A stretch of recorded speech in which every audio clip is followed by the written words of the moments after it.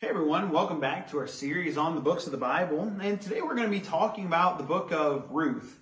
And for me personally, I've always kind of known the story of Ruth, but as I started studying it, I had to ask myself the question, where does this book fit into the Bible? Why is it in here, I guess, is kind of what I had to figure out. And in a timeline kind of setting, we learn where it fits in the very first verse. Verse 1 of chapter 1, it says, "In the days when the judges ruled, there was a famine in the land, and a man of Bethlehem in Judah, and he went to sojourn in the country of Moab, and he and his wife and his 2 sons." So in the grand scheme of the time of the Bible, we understand that it's something that happened during the time of the judges. We don't know specifically which judge, but it happens in that timeline. But I don't know if that's necessarily that important of a point. When we start to look at this, the book of Ruth is a beautiful love story. It's a story of a family that is facing difficulty, a family that is plagued with death. Basically, a woman named Naomi has her husband, Elimelech, and her 2 sons. And as they travel, her 2 sons take wives for themselves, and they travel around, but within the span of a very short amount of time, Naomi loses her husband, the patriarch of the family, and both of her sons. So as we start the book of Ruth, we see this woman, Naomi, and her 2 daughter-in-laws. And those daughter-in-laws don't have any ties to Naomi. And basically, as we go through, she basically tells them, look, go back to your own land. Go back to your own country. Be with your family. And while you still can, find husbands. I don't have any more children that I can give you. I can't give you a life. I can't give you a family that you deserve. And we can tell that this was a close-knit family because as we go through chapter 1, we see that the 2 daughters, they cry and they hug Naomi and they love her and they don't really want to leave. But eventually, the first of them, a woman named Orpah, decides that she is going to leave. She returns back to her family, and this is kind of her right to do so. But Ruth, who this book is named after, says, I'm going to stay with you. I'm going to go where you go. I'm going to be with you as you travel and as you return back to the land of your family. So basically where we see most of this book taking place is in the land of Israel and specifically in Jerusalem. Now, one other important fact that we have to notice about Ruth is that she was a foreigner. She was not an Israelite, so within the nation of Israel, this kind of gives her a bad name. As we go through the book, we're going to see that she is a woman of virtue. She's someone that is well thought of and well respected, but it's going to be more difficult for her trying to find someone in the land of Israel to marry.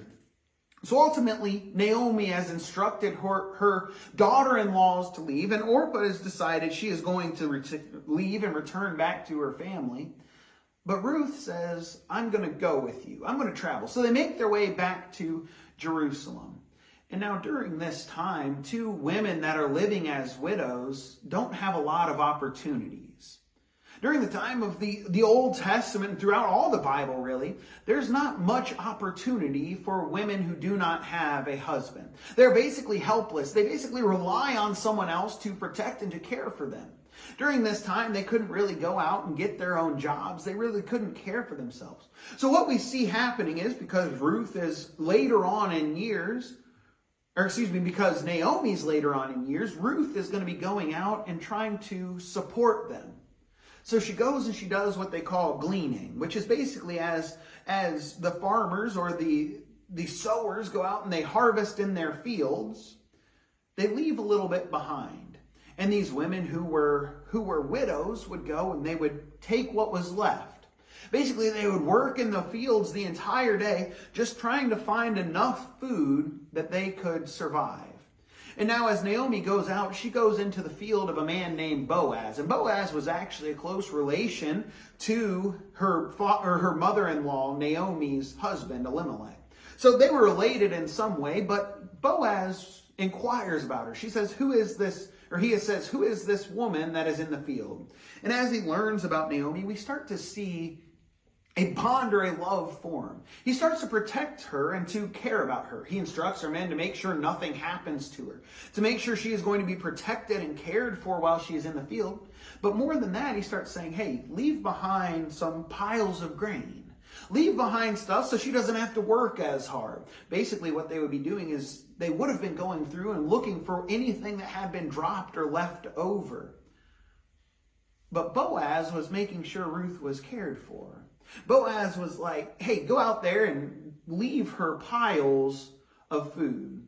So as we move on, we see ultimately Naomi is going to give advice to Ruth to go to and to basically find favor with this man Boaz. And she sleeps at the feet of Boaz and she is there with him. And Boaz continues to protect and to care for her. And he mentions in Ruth chapter 2 and verse 11, but Boaz said to her, all that you have done for your mother-in-law since the death of your husband has been fully told to me.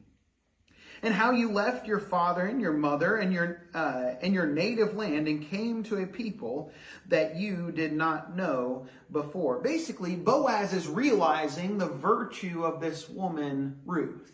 He's realizing that, look, Ruth didn't owe anything to Naomi. She very easily could have gone back after her husband died and tried to return back to her own family. But Ruth is a good, virtuous woman. She continued to care about Naomi. She continued to protect her.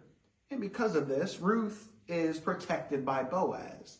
After she sleeps at the feet of Boaz, he sends her home with a great amount of grain that she is able to take with her, basically food to support not only Ruth, but also Naomi.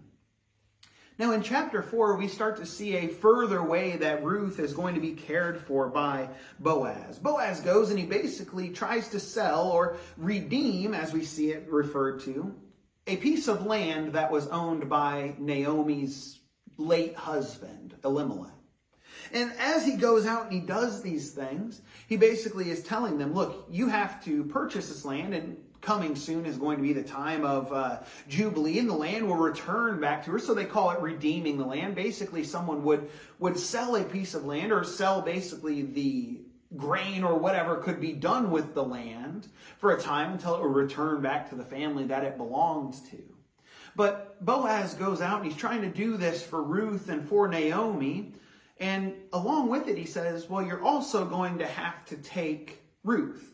With this, you're going to have to support the family. You're going to have to continue on the bloodline, because one of the most important things that we see under the Old Testament and in the Bible is the continuation of a family. He says basically you're not just purchasing a field, but you're also purchasing Ruth as your wife.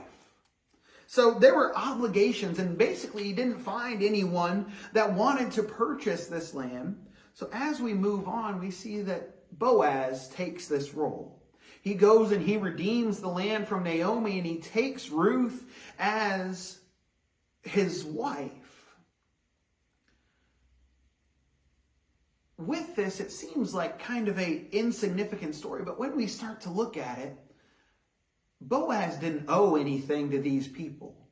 Boaz did not owe anything to Ruth or to Naomi. He did not have to give them something or to support them in any such way, but he chose to do so.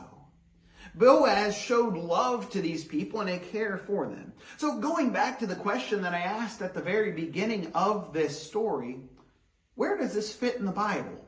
Why is this something that finds its way into the scriptures that is carried all the way from the time of the judges up to us today, living in 2024 in Northern America? Well, first of all, we start to see that there is a care that God gives to the people that love him, regardless of the nation that they come from. Remember, Ruth was a woman who was not an Israelite. She was a woman who did not belong to the nation of Israel, was not a child of Abraham, but because of her virtue and because of her character and because of her love for Naomi, but ultimately for God in the end, we're going to see that he provides for her through his providence. Beyond this, we start to see that this is a portion of the bloodline of Christ. As we go down through and we end in chapter 4, notice with me verses 13 down through verse 17. It says, so Boaz took Ruth, and she became his wife, and he went into her, and the Lord gave her conception, and she bore a son. Then the woman said to Naomi, "Blessed be the Lord, who has not left you this day without a redeemer, that he may and may his name be renowned in Israel. He shall be to you a restorer of life and a nourisher of your old age, for your daughter-in-law who loves you, who is more to you than 7 sons, has given birth to him." Then Naomi took the child and laid him on her lap and she became his nurse. And the women of the neighborhood gave him a name, saying, "A son who has been born to Naomi." They named him Obed. He was the father of Jesse, the father of David. As we look at this ultimately ties into the bloodline of Christ, because as we look to the New Testament, the books of Matthew and the books of Luke, we see a genealogy, and Ruth is part of that, because ultimately it comes down through King David. We see how these mighty and beautiful people, these mighty people in Israel, such as David, Solomon, the kings, come from such a lowly background of this woman, Ruth. We see how God has cared for, protected, and created this bloodline that ultimately leads to Christ, who is going to bless all men, all nations of the earth. This is a story of a family that deals with hardship and is in need of something. And we see the way that God cares for them. And it's a story that is filled with love and ultimately from blessings that come to God. Going back to that passage we read there in that passage that we read there in Ruth chapter 4, notice what it says. Naomi is blessed. Then the women said to Naomi in verse 14, "Blessed be the Lord, who has not left you this day without a redeemer, that may his name be renowned in Israel. He shall be to you a restorer of life, a nourisher of your old age, for your daughter-in-law who loves you, who is more to you than 7 sons." During this time, people wanted a son to carry on the name of the family, and this was like the family's namesake. But here we see a woman, Ruth, who was not even blood related to Naomi, is more to her than 7 sons. She was a woman that decided to stay with Naomi even though she didn't need to.